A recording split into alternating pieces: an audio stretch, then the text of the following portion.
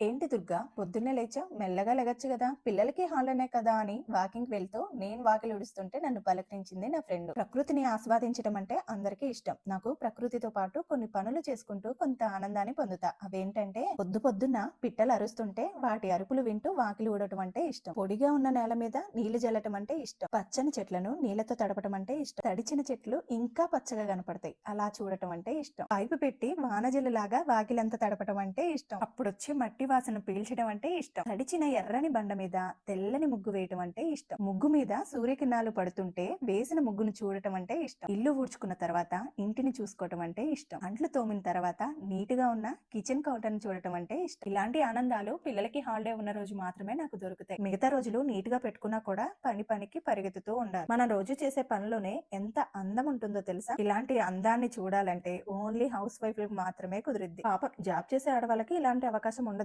Only house wife లకు మాత్రమే ఈ బంపర్ ఆఫర్.